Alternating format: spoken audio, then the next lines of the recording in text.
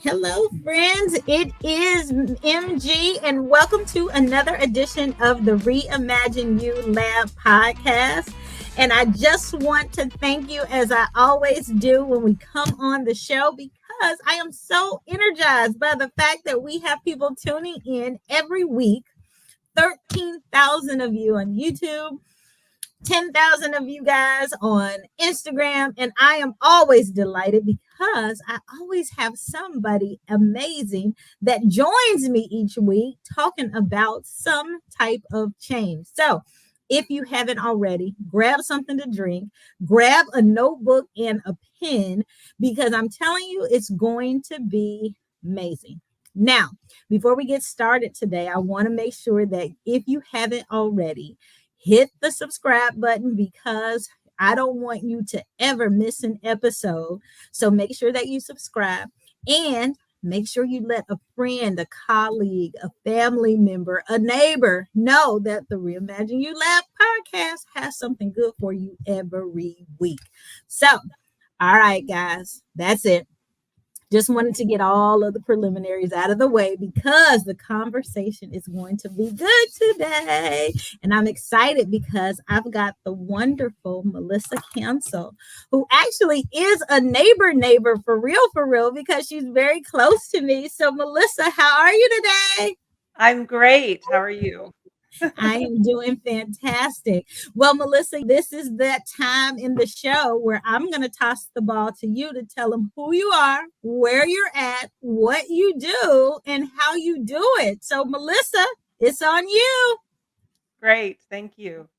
So, as she said, I'm Melissa Cancel, and I have a Ph.D. in communication. I've been teaching communication courses at the college level for 30 years. I am married. My husband and I have been married for 18 years, and we have 6 kids and 5 grandchildren, one on the way.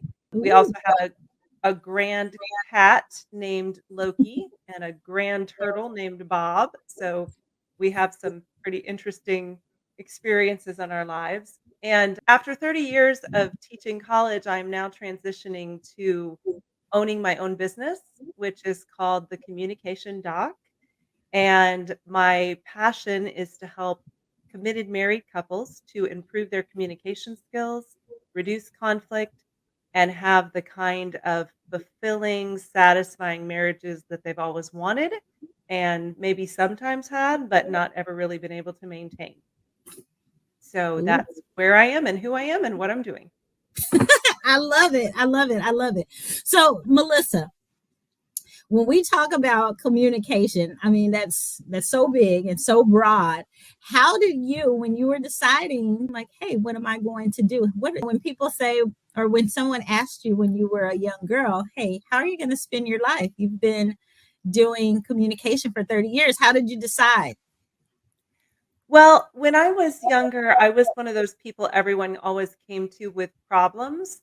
And Hmm. so I knew I wanted to do something to help people. And when I went to college, I majored in psychology. Hmm. And while I was doing that, I took a course in interpersonal communication, which is all about communicating in relationships. And that was Hmm. really where I fell in love because psychology can be very theoretical, but communication is very practical. And yet Yeah. the two are intricately intertwined because obviously our thinking is going to impact our communication, but we know what's going on in the mind through what people say and what they do, which is communication. Yeah. No, I love that. And communication is so big. It's such a big part of our lives, and if we do it well, things can turn out well. And if we don't do it well, things can turn out, well, they can Very turn badly. all kinds of ways.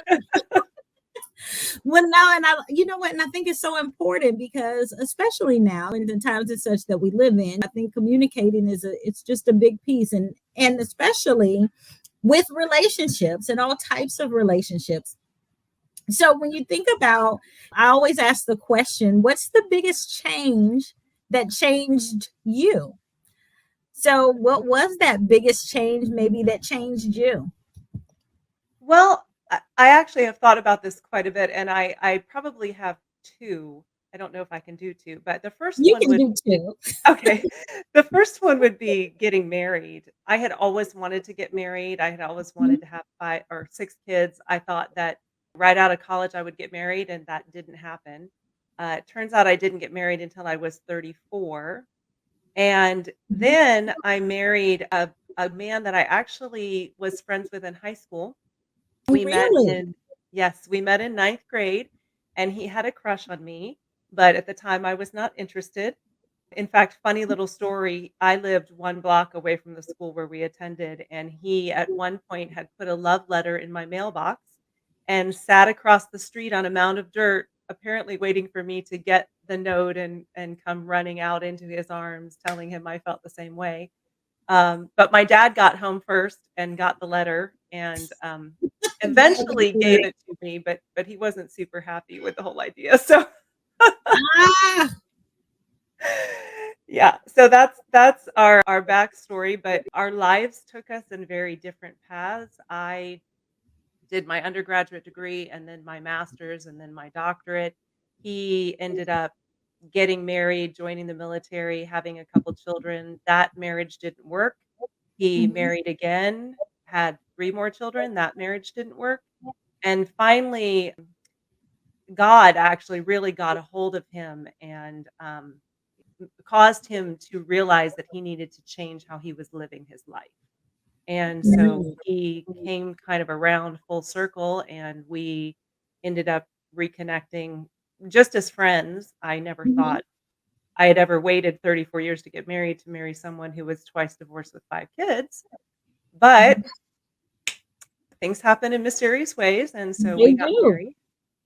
And so, yeah, we've been married for 18 years, and, so I would say that that was definitely a huge change because I went from being single and kind of being in control of my own life and having time all my time for me, although I didn't spend it that way, I had that option, to Mhm, being married with 3 kids instantly every other week, mhm, and then, 2 years after we were married, we had our youngest son, mhm. and so, yeah, it was a huge adjustment, big adjustment. Oh, I bet. And that's kind of like what life is, right? Like it is it's dealing with differences. It is figuring things out. So do you find with that change and with the work and stuff that you do, being able to find different ways to communicate? So were you doing some of the work that you do now? Were you doing it at that time when you and your now husband got Yeah. together? No, actually, I Okay. was teaching college, Okay. and so I taught courses in interpersonal communication. Obviously, that's what I had studied, so I Okay. knew about communicating in marriage and in relationships, but I didn't have to put it into practical application until Okay. I got married, and then my Okay. husband had some trauma really growing up, and then having gone through 2 divorces, our relationship was really a lot of me teaching him how to communicate and then working together to communicate through that, and, 3rd marriages get divorced at about 73% of 3rd marriages get divorced, so Mhm. we really I entered into a very unlikely situation that it was going to work, and throw on top of that the fact that I'm disabled. I'm actually legally blind, so I can see, but I have a blurred center of vision. I cannot drive. And so my husband has to drive us everywhere and appointments, and I can't read normal print. So he's had to adjust to helping me. He Mhm. jokes that he's my seeing eye Puerto Rican. He's full-blooded Puerto Rican, so he jokes that he's not my seeing eye dog, he's my seeing eye Puerto Rican. Um, so that's an added challenge that we had in our marriage. But Mhm. through effective communication, Mhm. we have been able to work through those challenges and others so that everything has of course is not perfect. There's no such thing as a perfect marriage, but I Right. can say that we have a satisfying, fulfilling marriage after 18 years, and Mhm. it's still going strong. And Yeah. so, yes, there's things that we have to work on and things we have to change, and that happens every day.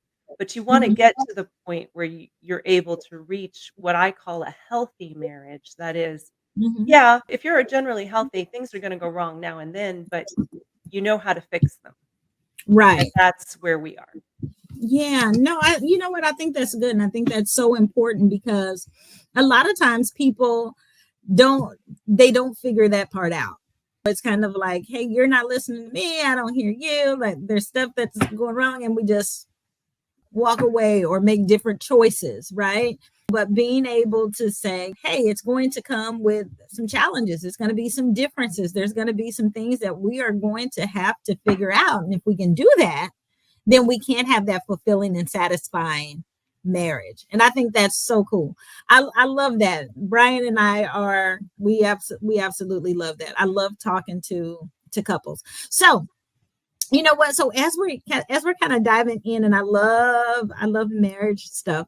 So what are some of that you have with couples that you guys have worked with, what are some or that you've worked with, what are some of the most common communication challenges that you see couples facing today? Mhm. What would you say some of those challenges are? As I was so if I can back up, I wanted to Yeah. talk about the second change real quickly because 'cause that'll lead into the answer to your question. Yeah. So, as I said, I taught college. I've taught college now for 30 years, but for the first 18 years, I taught at a college, and that was my perfect job. It was a small, private Christian college. I got to teach any courses I liked. I helped with drama. I directed a drama club. My family would come eat with me on campus. My youngest son was pretty much the campus baby. My husband proposed to me on campus. We had our wedding reception on campus. Wonderful. It was my friends, it was my family, it was my life pretty much. Mhm. And after teaching there for 18 years, the college suddenly closed in 2015. Oh, okay. And yes, very, very unexpectedly. And it really has been, it still is traumatic for me because Yeah. it wasn't just a job. It was a ministry for me. It was my friends. Mhm. It was my Mhm. family. It was really my life. Yeah. And I've been trying since then to find something fulfilling to take its place as far as my career goes, Mhm. and I haven't found anything. And so Yeah. that's what finally got to me to the point of saying, I love teaching people how to communicate, but I Mhm. am tired of doing it, having to use a specific textbook, having to require tests, having to require papers.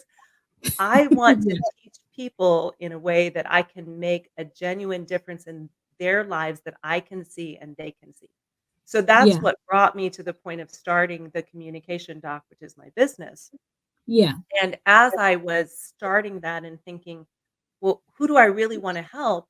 It was immediately married couples because if Mhm. if you have a good, strong marriage, your children are going to grow up in a safer, more secure environment. And as a result, if a family is strong, our society is going to be stronger. But the exact opposite happens. If marriages are weak, children struggle, they end up having problems in their marriages, and families are struggling, and our society struggles. So that got me to the point of thinking, okay, so I'm gonna develop a program to help committed married couples work on their marriages and what do they really need to work on. And I Mhm. identified three major problems that we have. Mhm. One of them is misunderstanding each other. Mhm. The second one is miscommunication. And the third one is poor listening. Mhm. And those three taken together cause a majority of our conflict. So if we can fix and understand our spouses better, to communicate more clearly, to listen more effectively, we can prevent a lot of conflict from happening.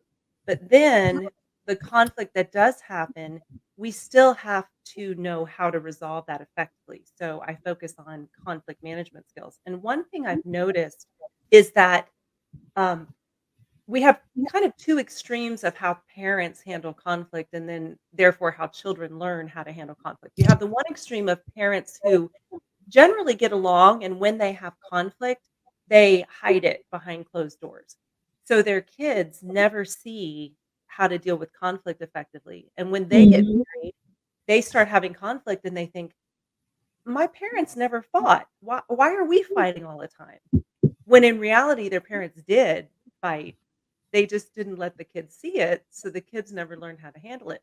And Yeah. then you've got the opposite extreme where you've got people who have all out brawls, right? Mhm. Yelling, screaming, cursing at each other, and never handle conflict well. And the children learn that as well. Yeah. So I'm trying to get married couples to understand how they can manage conflict in a productive way and then be able to pass that along to their kids.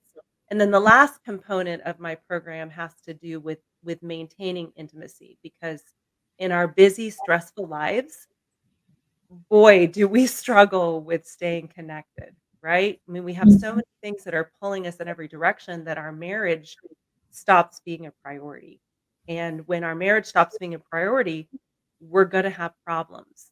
And if we don't acknowledge those and work on getting our marriage back or keeping it at the point of having a close connection and intimacy, then we're naturally going to have struggles. So those are the Mhm. key things that I'm addressing. No, that's, you know what, that's good. Okay, so let's go back real quick. So the three things that you mentioned that are some of the common challenges and that you kind of direct or address direct or head on Mhm. is one was misunderstanding each other. What was number two? Was it Miscommunication. miscommunication? Okay. And then poor listening, right? Yes. Mhm. Okay, which we know are those are huge. And then you talked about some of those, because of those things, those are the things that kind of cause some of the major challenges within relationships between Mhm. husbands and wives and between couples.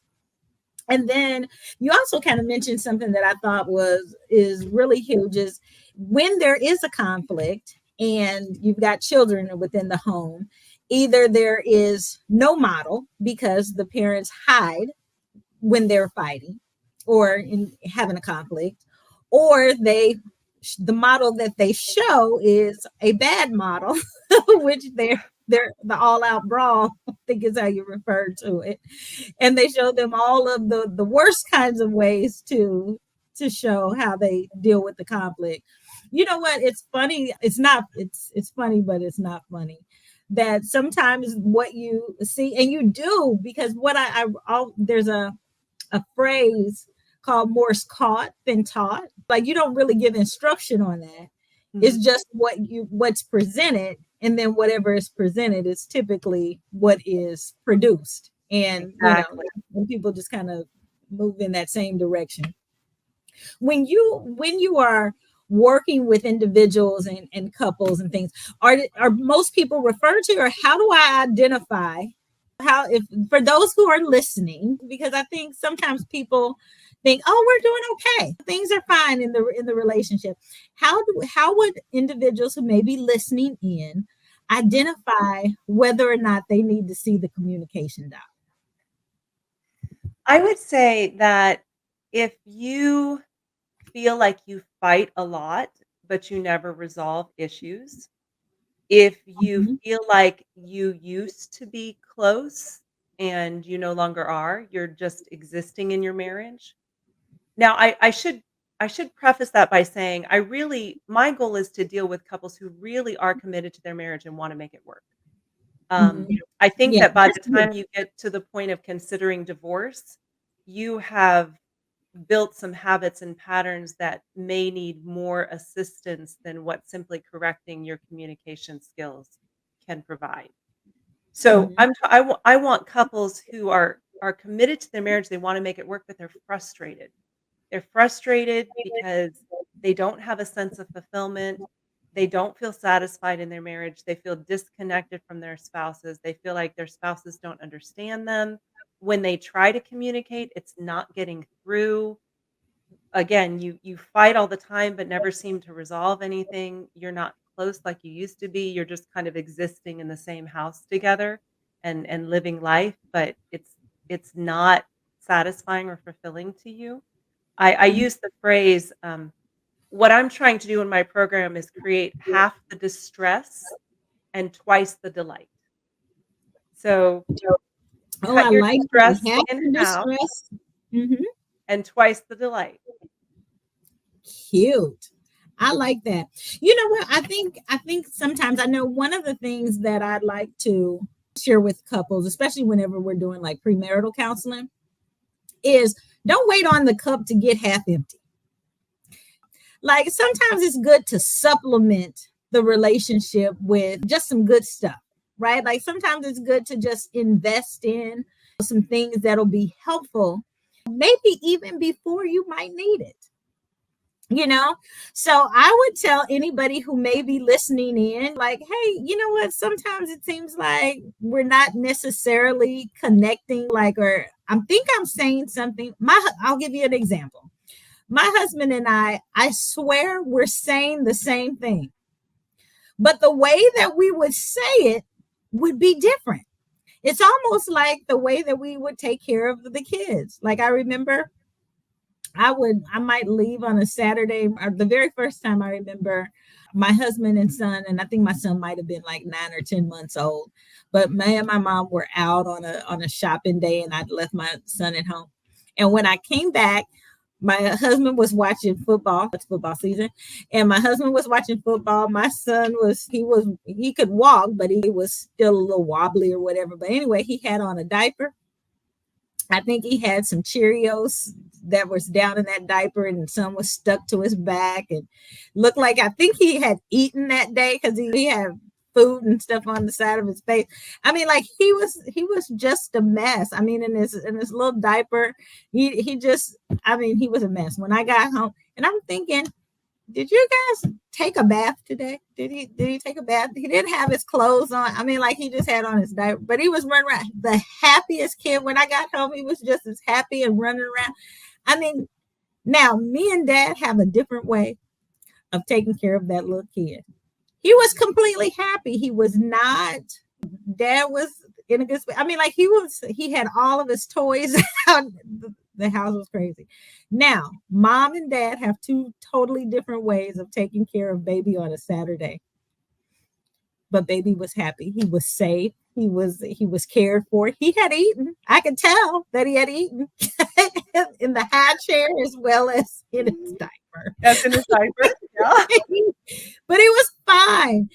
So sometimes you can just have just differences in the way you communicate, differences in the way that words that you use, be based on either way that you were raised or the way that you were taught or whatever.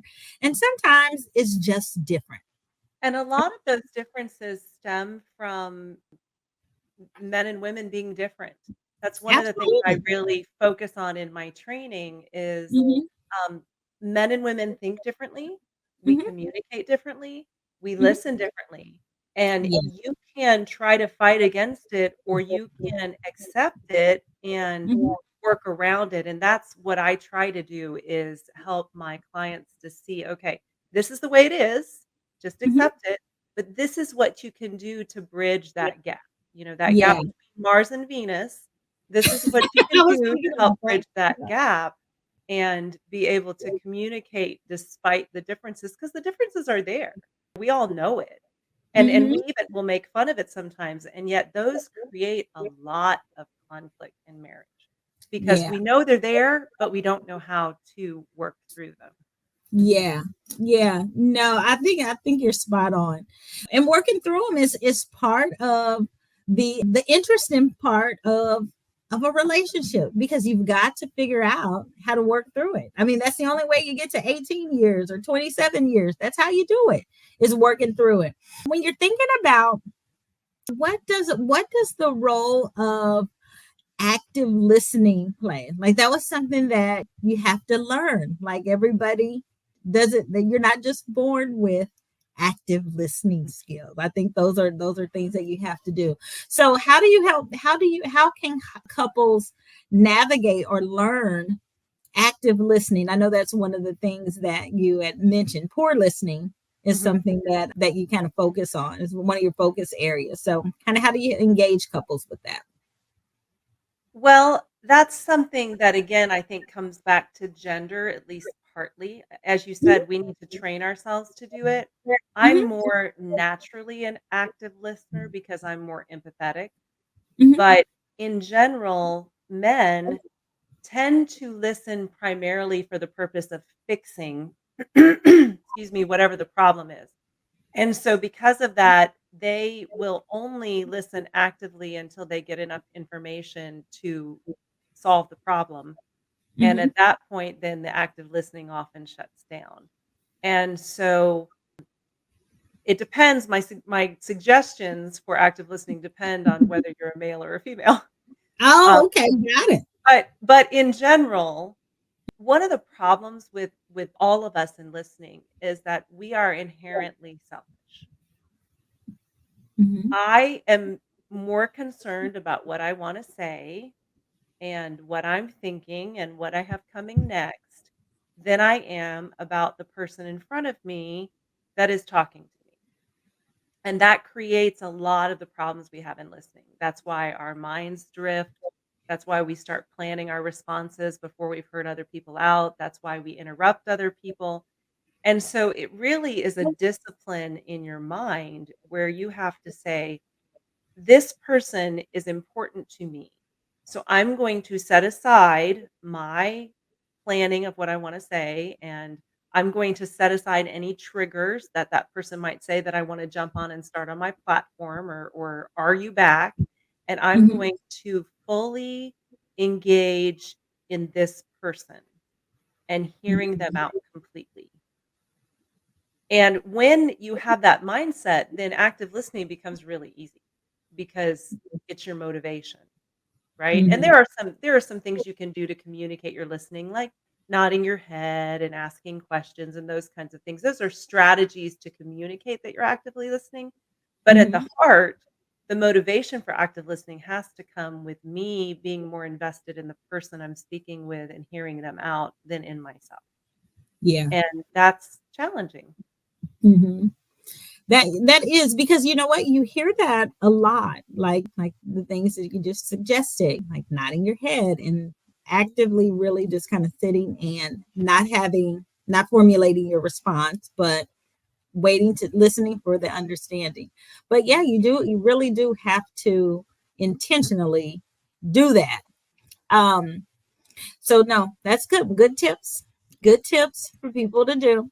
Question around when I'm thinking about how do you suggest for couples when you're thinking about conflicts and how they manage through conflict? Because all couples have some type of conflict that they're Mhm. going to deal with, on whether it's something big or whether it's something small. How do you suggest that couples handle conflict when one partner tends to shut down and another tends to blow up? How do you help them navigate situations like that? So that's a great question. And interestingly enough, I just recorded a video for a mini Did series I'm you? getting ready to launch Mhm. that is called The Truth in Marriage. Okay. And one of the things I focus on is the importance of truth when it comes to both why we address conflict and how we address conflict. Okay. So I talk about the whole blow up versus clam up, right? Mhm. So the people who blow up are being controlled by their emotions. And whenever we're controlled by our emotions, our thinking tends to go out the window, right? And Mhm. we react, and whenever we react, we're likely to make the conflict worse because we're just acting based on our emotions. But clamming up isn't any better because now I'm holding it in and trying to act like there's no problem, which is not being truthful, right? So I'm not being Mhm. truthful with myself that, okay, this is bothering me and I need to take care of it. And I may not even be truthful with my spouse because let's face it, if we're upset about something and we don't address it, our spouses can tell. And they'll be like, Mhm. what's wrong? Oh, nothing, nothing. I'm tired. I'm stressed. Well, you liar. You just lied. There's Yeah. something wrong.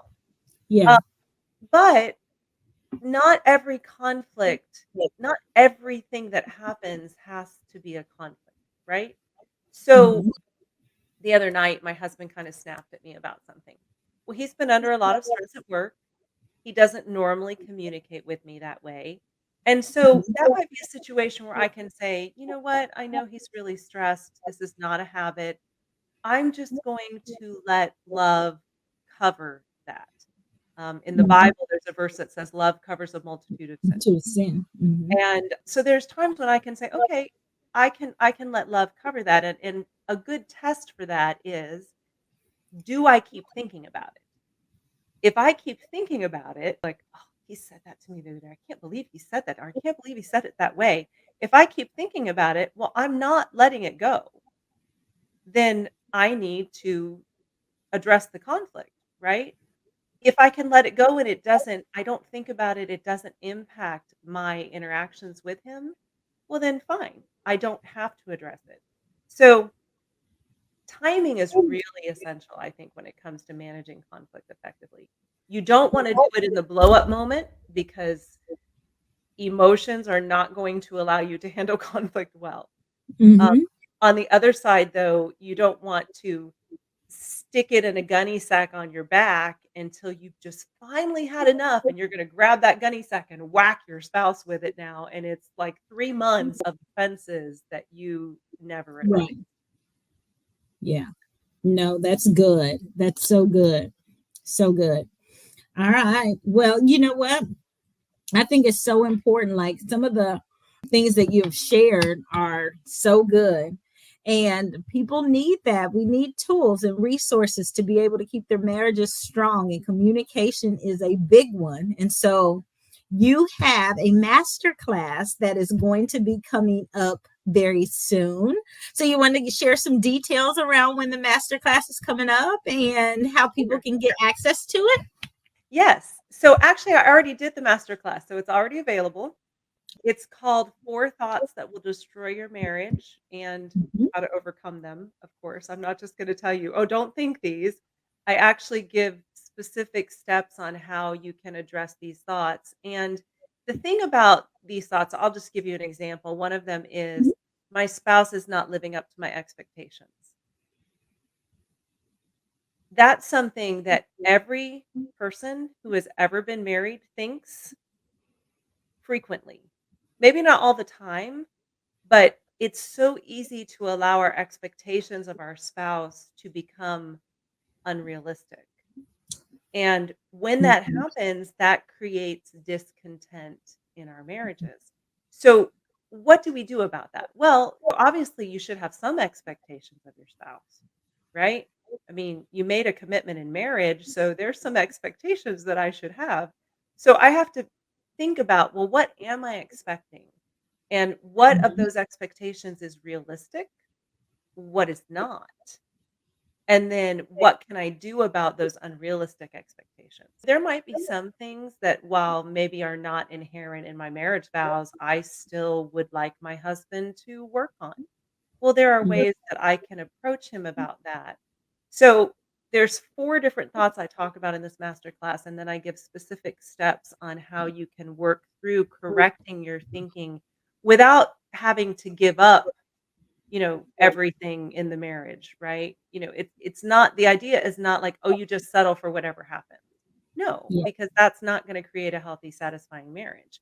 If I'm experiencing pain in my physical body and I'm just like, "Oh, well, no big deal, I'll just ignore it." Well, it's Mhm. probably not gonna get better on its own, right? So we don't want to ignore pain that's happening, but on the other side, we wanna make sure that the pain is not uh, hypochondriacal, right? I'm not imagining a pain because I'm creating it myself because of how I'm thinking. And our Right. thinking is so, so important to Yeah. how we approach our marriages. And that's why I decided to start with that particular masterclass, because if we can get our thinking in line, then working on some of these communication skills, listening skills, conflict management skills becomes much easier. If our thinking is all screwed up, I can teach you how to say, what to say, when to say, how to listen, but your thinking is going to prevent you from being able to apply those in a way that's going to actually change your marriage. Yeah. So they could access my masterclass. It's already there. The masterclass, go to my website, which is thecommunicationdoc.com. Right at the top, you're going to see a big purple button that says free masterclass. You click on that. It's going to give you access to the masterclass. And I also have a workbook or a guide that I provide as well so that they don't have to take notes. You can have access to that for review later. Perfect. Yeah. Awesome. So you guys go and check it out. Melissa Consol and is the communication doc. You can find her at the communicationdoc.com. Communicationdoc.com. Melissa, thank you so much for joining us today. But before I let you go, what are 3 quick tips that you would give to change makers, those who are going to change their communication? What are 3 tips that you would give them before we end the show today? Okay, so 3 tips. The first tip I always give everybody because I frequently get asked, "Oh, you teach communication. Well, how can I improve my communication?" And after talking to somebody for 2 minutes, I'm going to know how to analyze all their communication. But this one tip, and it's fairly simple but hard to enact, and it is think before you speak. Mm, Because once there's a Chinese proverb that says, "Once a word goes out of your mouth, you can never swallow it back again," right? mm-hmm. So, if we would just stop ourselves from speaking and think about what we're going to say before we say it, we're gonna save ourselves a lot of problems in our relationships, and that's any relationships, but I think especially in marriage. So, think before you speak. I think the second one would relate to, it's actually called the, platinum rule. So you've heard the golden rule, which is do unto others as you would have them do unto you. Well, the platinum rule says, do unto others as you think they would want to be treated.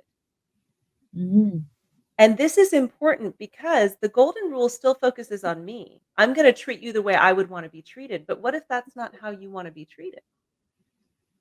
Right?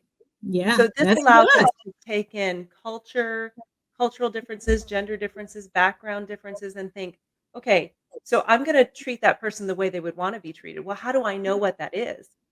I have to learn about them. I have to Yeah. ask them in order to be able to treat them in that way.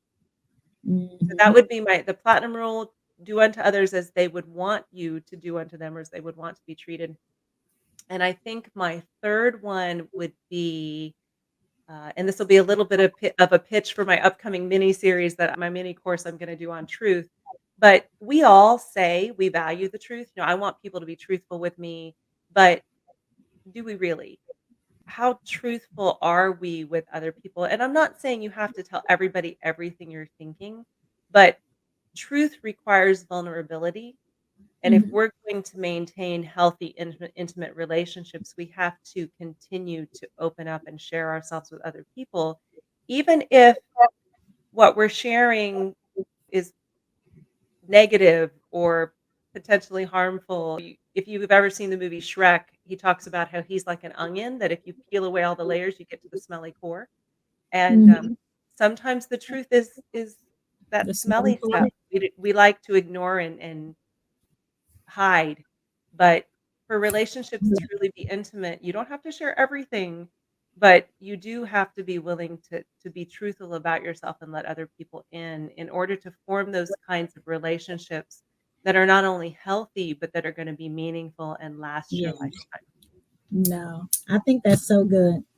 Awesome. Well, Melissa, thank you for joining me in the lab today. This has been so good. I told him it was going to be good. I Thank you, know Dee. this has been great. All right, family, friends, neighbors, everyone, thank you so much for tuning in to this week's episode of the Reimagine You Lab Podcast with me, MG, and my guest, Melissa Consol. I hope to see you again here next week.